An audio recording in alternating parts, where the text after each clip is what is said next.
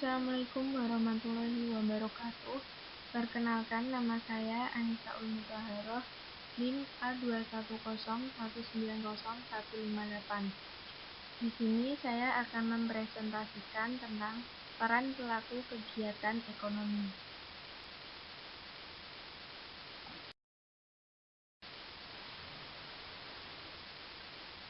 Pembelajaran yang pertama yaitu tentang produksi sebagai kegiatan ekonomi. Yang pertama yaitu pengertian produksi. Produksi adalah setiap usaha manusia untuk menciptakan atau menambah nilai guna suatu barang atau jasa untuk memenuhi kebutuhan manusia. Yang kedua yaitu tujuan dari produksi. Tujuan produksi adalah menghasilkan barang untuk mendapatkan laba. Tujuan tersebut tercapai jika barang atau jasa yang diproduksi sesuai dengan kebutuhan masyarakat. Oleh karena itu, tujuan produksi antara lain sebagai berikut. A. Memperbanyak jumlah barang atau jasa. Yang B. Menghasilkan barang atau jasa yang berkualitas tinggi. Yang C. Memenuhi kebutuhan sesuai dengan perkembangan peradaban dan kebudayaan serta perkembangan teknologi. Yang D. Mengganti barang yang rusak atau habis. Yang E. Memenuhi pasar dalam negeri untuk kebutuhan perusahaan dan rumah tangga. Yang F. Memenuhi pasar internasional. G. Mendapatkan keuntungan. Yang terakhir, meningkatkan kemakmuran.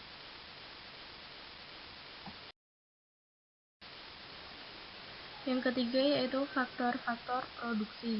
Faktor produksi asli meliputi sumber daya alam dan sumber daya manusia. Sedangkan faktor produksi turunan meliputi modal dan kewirausahaan.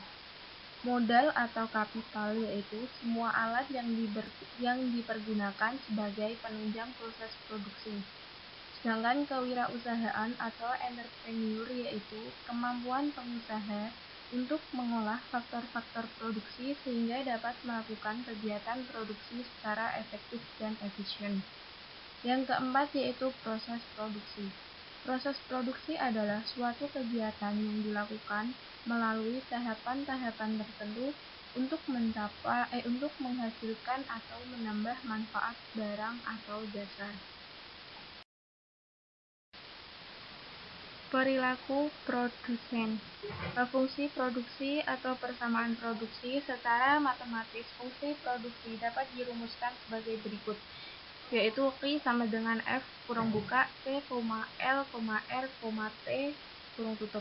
Keterangan Q adalah kuantiti atau jumlah barang yang dihasilkan, F adalah fungsi atau simbol persamaan fungsional, T adalah kapital atau modal atau sarana yang digunakan, L adalah labor atau tenaga kerja, yang R adalah resource atau sumber daya alam, T adalah teknologi atau teknologi dan kewirausahaan. Dari persamaan tersebut dapat dikatakan bahwa output merupakan fungsi dari input, artinya setiap barang yang dihasilkan merupakan akibat dari input yang dimasukkan. Yang kedua yaitu hukum hasil lebih yang makin berkurang atau the law of diminishing return oleh David Ricardo. Menurut David Ricardo, penambahan faktor produksi tidak selalu dapat memberikan hasil yang sebanding, seperti yang digambarkan dalam hukum hasil lebih yang semakin berkurang atau the law of diminishing return yang berbunyi dengan suatu teknik tertentu, maka mulai titik tertentu penambahan faktor produksi tidak lagi memberikan penambahan hasil produksi yang sebanding, atau dengan kata lain tambahan hasil lama kelamaan akan menurun meskipun faktor produksi tersebut bertambah. Yang ketiga yaitu faktor produksi dengan dua input variabel, yaitu dengan kurva Isoqun dan kurva Isokors.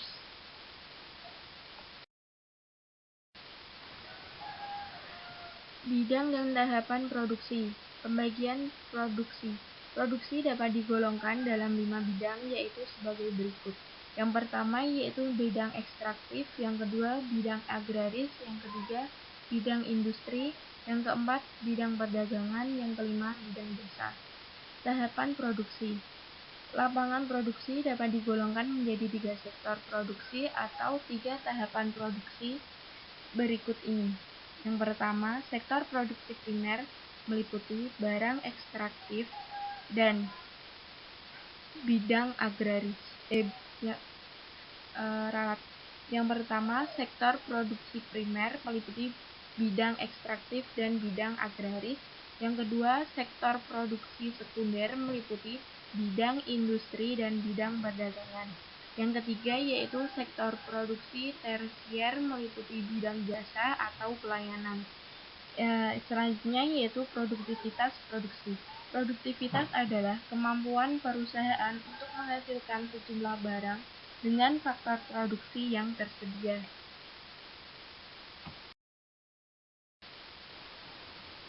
Kurva kemungkinan produksi atau production possibility curve atau disingkat dengan PPC. Kurva kemungkinan produksi adalah grafik atau kurva yang menggambarkan berbagai kemungkinan kombinasi maksimum output yang dapat dihasilkan. Konsep biaya produksi, penerimaan, dan laba maksimum. Yang pertama yaitu biaya produksi. Biaya produksi adalah jumlah keseluruhan biaya yang dikeluarkan produsen untuk menghasilkan sejumlah output atau barang yang diproduksi. Untuk memperoleh keuntungan maksimum, setiap produsen harus berusaha menekan biaya produksi serendah mungkin. Pada dasarnya, biaya produksi ada dua macam, yaitu satu, biaya tetap total atau total fixed cost atau disingkat dengan TFC. Yang kedua, biaya variabel total atau total variable cost atau disingkat dengan TVC. Yang kedua selanjutnya yaitu penerimaan produsen atau revenue. Penerimaan produsen atau revenue adalah penerimaan yang diperoleh dari hasil penjualan outputnya. Selanjutnya yaitu keuntungan atau profit dan kerugian atau loss.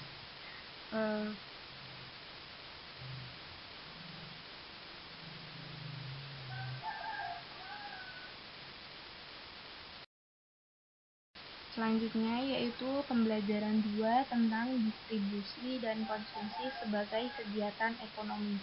Yang pertama yaitu pengertian distribusi. Distribusi adalah menyalurkan barang atau jasa hasil produksi kepada konsumen.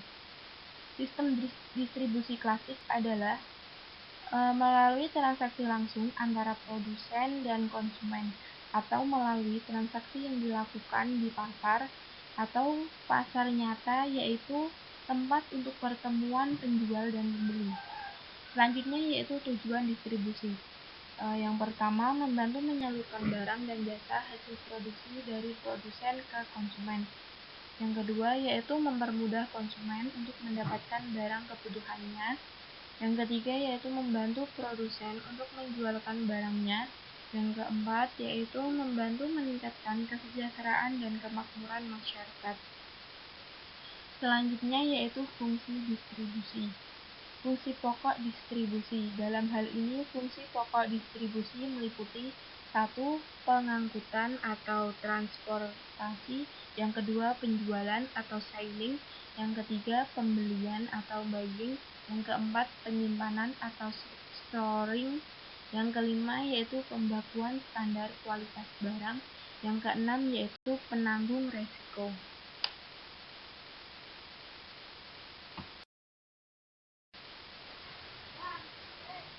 Selanjutnya yaitu tentang fungsi tambahan distribusi. Yang pertama menyeleksi, yang kedua mengepak atau mengemas, yang ketiga yaitu memberi informasi. Pihak-pihak dalam distribusi, yang pertama yaitu agen atau dealer, yang kedua broker atau makelar, yang ketiga komisioner, yang keempat importir, Yang kelima yaitu eksportir, yang keenam pedagang besar atau grosir atau wholesaler, yang terakhir yaitu pedagang eceran atau retailer. Untuk faktor-faktor yang mempengaruhi distribusi, yang pertama ada pasar, yang kedua produk, yang ketiga produsen, yang ketiga perantara. Mata rantai distribusi.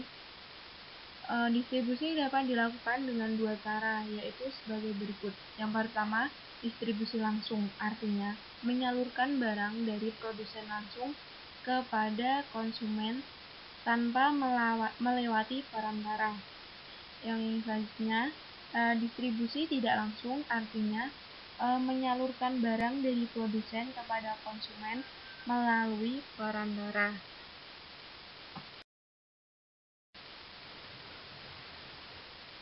Konsumsi sebagai kegiatan ekonomi. Pengertian konsumsi dan konsumen. Konsumsi adalah kegiatan menghabiskan atau mengurangi nilai guna suatu barang dan jasa. Konsumen adalah orang atau pihak yang melakukan kegiatan konsumsi tersebut. Tujuan dari konsumsi yaitu ada 4. Yang pertama, mengurangi nilai guna barang atau jasa secara bertahap. Yang kedua, menghabiskan nilai guna barang sekaligus. Yang ketiga, memuaskan kebutuhan secara fisik. Yang keempat, memuaskan kebutuhan rohani. Selanjutnya yaitu faktor yang mempengaruhi konsumsi, ada faktor internal dan faktor eksternal. Untuk nilai suatu barang, selanjutnya nilai barang dan jasa dapat dibedakan menjadi dua macam. Yang pertama, nilai pakai atau value in use, atau yang kedua, nilai tukar, value in exchange.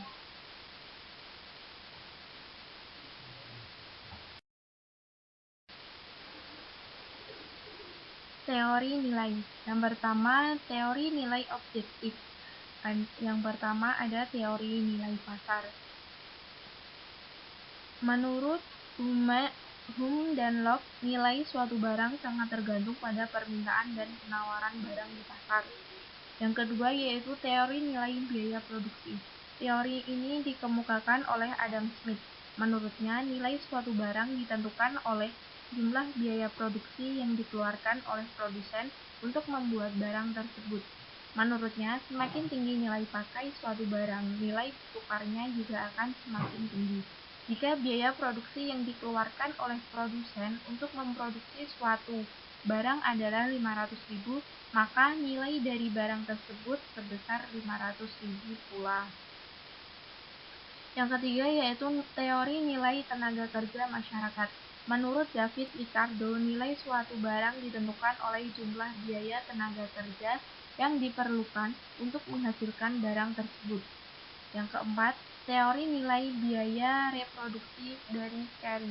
Menurut Carey, nilai suatu barang ditentukan jumlah biaya yang dikeluarkan untuk menghasilkan barang itu kembali atau biaya reproduksi.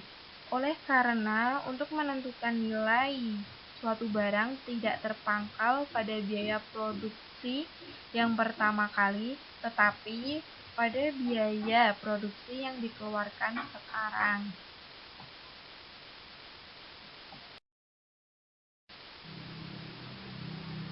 Teori nilai kerja rata-rata atau teori nilai lebih. Menurut Karl Marx, barang dinilai berdasarkan pada biaya rata-rata tenaga kerja di masyarakat. Karl Marx juga berpendapat bahwa upah yang diberikan kepada buruh tidak sesuai dengan harga barang yang dijual, sehingga terjadi pemerasan terhadap buruh. Laba yang diterima pengusaha didapat dari selisih nilai jual dengan biaya produksi yang rendah karena pemerasan terhadap buruh disebut nilai lebih. Oleh karena itu, teori ini disebut teori nilai lebih.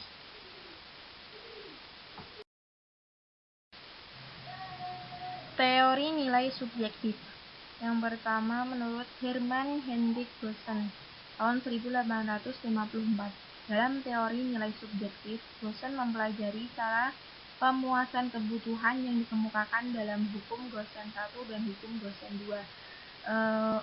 Hukum Gosen yang pertama itu pada tahun 1818 sampai 1859, seorang ekonom Jerman yang dikenal dengan hukum Gosen 1 menyatakan bahwa pemenuhan kebutuhan atas suatu jenis barang secara terus-menerus akan menurunkan tingkat kepuasannya. Hukum Gosen 1 terkenal sebagai hukum kegunaan marginal yang menurut atau hukum penurunan kepuasan marginal atau the law of diminishing marginal utility or the law of the decreasing marginal utility. Untuk hukum Gosen yang kedua adalah hukum perata nilai batas atau law of marginal utility, berbunyi manusia akan berusaha untuk memenuhi berbagai macam kebutuhannya sampai pada tingkat intensitas yang sama.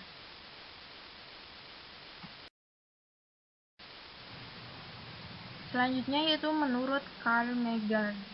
Dalam teori nilai Austria, Karl Menger melanjutkan penelitiannya berdasarkan hukum Gosen dengan membuat daftar kebutuhan konsumen, sehingga konsumen membagi pendapatannya untuk memenuhi berbagai kebutuhan sampai mencapai tingkat intensitas yang harmonis. Selanjutnya menurut von Bohenberg, teori von Bohenberg disebut teori nilai batas. Nilai batas adalah nilai yang diberikan kepada barang yang dimilikinya paling akhir atau nilai pemuas yang paling akhir.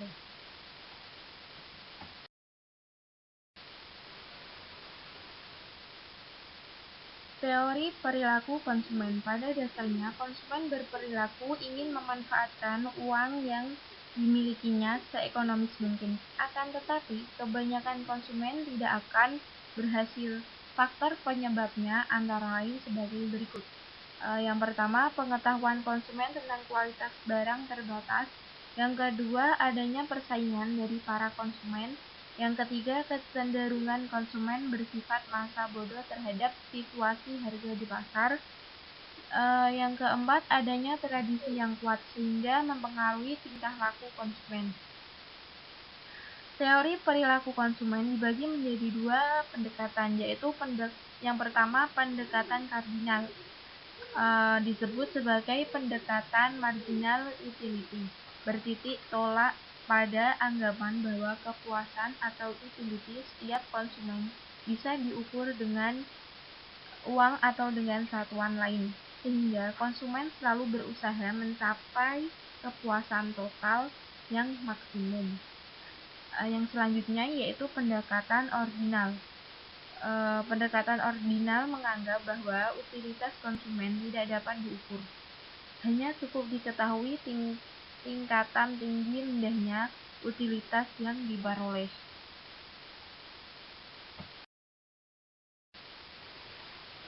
Selanjutnya yaitu kegiatan pembelajaran yang ketiga, yaitu tentang model diagram interaksi pelaku ekonomi. Di dalam ekonomi yang lebih luas, pelaku kegiatan ekonomi tidak hanya sebatas konsumen dan produsen, penjual dan pembeli, tetapi lebih dari itu, termasuk pemerintah dan masyarakat luar negeri. Secara garis besar, pelaku kegiatan ekonomi dapat dikategorikan menjadi 4 sektor besar, yaitu yang pertama rumah tangga konsumsi, yang kedua rumah tangga produksi, yang ketiga rumah tangga pemerintah, yang keempat rumah tangga luar negeri. Selanjutnya pengertian pelaku ekonomi. Yang pertama, pelaku ekonomi adalah orang atau perorangan ataupun badan yang melakukan kegiatan ekonomi. Yang kedua, pelaku ekonomi adalah subjek yang menjalankan atau melakukan kegiatan produksi, konsumsi, dan distribusi. Pelaku ekonomi yang pertama yaitu rumah tangga atau rumah tangga konsumsi. Sektor atau rumah tangga konsumsi memiliki faktor-faktor produksi seperti tanah, tenaga kerja, modal, dan kewirausahaan.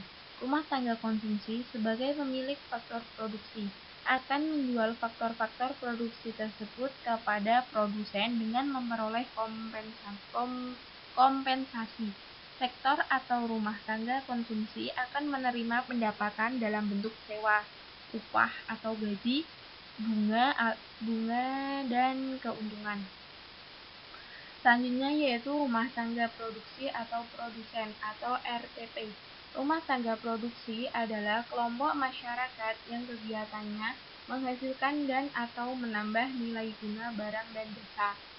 Selanjutnya yaitu pemerintah atau RTM. Dalam sistem demokrasi ekonomi di Indonesia, pemerintah memegang peranan penting dalam kegiatan ekonomi yang ditujukan untuk menentukan kebijakan-kebijakan di dalam ekonomi. Kebijakan pemerintah tersebut dalam rangka memakmurkan rakyat sebagaimana yang tercantum dalam pasal 33 Undang-Undang Dasar tahun 1945. Adapun kebijakan pemerintah di bidang ekonomi antara lain sebagai berikut. Yang pertama, kebijakan fiskal, yang kedua, kebijakan moneter, yang ketiga, kebijakan keuangan internasional. Masyarakat luar negeri atau disingkat dengan RTLN. Berikut kegiatan ekonomi yang dilakukan oleh kelompok masyarakat luar negeri. Yang pertama, menyediakan kebutuhan barang impor. Yang kedua, membeli hasil-hasil barang ekspor suatu negara. Yang ketiga, menyediakan kredit untuk pemerintah dan swasta dalam negeri. Yang keempat, masuk ke dalam pasar uang dalam negeri sebagai penyalur uang atau devisa dari luar negeri, peminta kredit dan uang kartal rupiah untuk kebutuhan cabang-cabang perusahaan mereka di Indonesia sebagai penghubung pasar uang dalam negeri dengan pasar uang luar negeri. Selanjutnya yaitu peran pelaku ekonomi. Yang pertama, peran konsumen. Pihak konsumen dalam melakukan kegiatan ekonomi bertujuan untuk memenuhi kebutuhannya, sehingga peran konsumen diantaranya sebagai berikut. Yang pertama, sebagai pemakai barang atau jasa yang dihasilkan oleh produsen. Yang kedua, sebagai penyedia faktor-faktor produksi dalam kurung alam, tenaga kerja, modal, dan pengusaha. Yang ketiga, dapat mempengaruhi kebijakan pemerintah dalam rangka melindungi konsumen. Yang keempat, memperlancar peredaran atau perputaran barang dan jasa. Yang kelima, dapat menaikkan harga faktor-faktor produksi, artinya dapat menaikkan harga sewa, upah, bunga, dan laba. Peran produsen. Pihak produsen dalam melakukan kegiatan ekonomi bertujuan untuk menghasilkan barang atau jasa yang akan dijual kepada konsumen. Peran produsen dapat diuraikan sebagai berikut. Yang pertama, sebagai penghasil barang atau jasa yang ditujukan untuk memenuhi kebutuhan konsumen. Yang kedua, sebagai pemakai atau pengguna faktor-faktor produksi yang dimiliki oleh konsumen. Yang ketiga, dapat mempengaruhi kebijakan pemerintah dalam rangka meningkatkan produksinya. Yang keempat, memperlancar penyediaan barang atau jasa yang dibutuhkan konsumen. Dan yang kelima, dapat meningkatkan produk domestik bruto atau PDB sehingga akan meningkatkan kemakmuran bangsa. Yang keenam, sebagai pihak yang dapat meningkatkan inovasi-inovasi di bidang produksi barang atau jasa. Dan yang ketujuh, melakukan pembayaran faktor-faktor produksi sehingga dapat meningkatkan kesejahteraan masyarakat. Peran pemerintah. Peran pemerintah dalam pelaku ekonomi adalah mengatur, mengendalikan, dan mengadakan pengawasan terhadap jalannya roda perekonomian suatu masyarakat. Sebagai pelaku produksi rumah tangga, pemerintah menambahkan berbagai investasi untuk menghasilkan barang dan jasa lebih lanjut. Kegiatan produksi yang dilakukan pemerintah dapat berupa proyek pengadaan pangan, perbaikan pendidikan, kesehatan, dan perumahan rakyat. Selanjutnya yaitu peran masyarakat luar negeri. Peran masyarakat luar negeri dalam pelaku ekonomi adalah melaksanakan kegiatan perdagangan internasional yang berupa kegiatan ekspor dan impor. Ekspor adalah kegiatan mengirimkan barang dagangan ke luar negeri, sedangkan impor adalah kegiatan memasukkan barang dagangan dari luar negeri.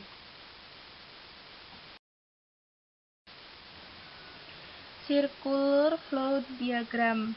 Pasar dikelompokkan menjadi dua macam, yaitu pasar barang dan jasa dan pasar faktor produksi atau pasar tenaga kerja dan pasar uang. Manfaat interaksi pelaku kegiatan ekonomi.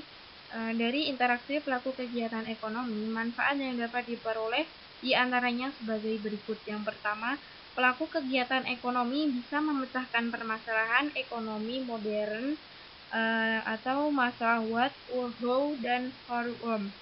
Yang kedua, pelaku kegiatan ekonomi bisa meningkatkan kegiatan perekonomian suatu negara, baik arus uang maupun arus barang. Pelaku kegiatan ekonomi bisa mencukupi kebutuhan produsen akan faktor produksi dan kebutuhan konsumen akan barang atau jasa. Selanjutnya, pelaku kegiatan ekonomi bisa meningkatkan pendapatan suatu masyarakat atau negara. Yang terakhir, pelaku kegiatan ekonomi bisa meningkatkan tabungan dan investasi. Sekian yang dapat saya sampaikan, kurang dan lebihnya saya mohon maaf yang sebesar-besarnya. Wassalamualaikum warahmatullahi wabarakatuh.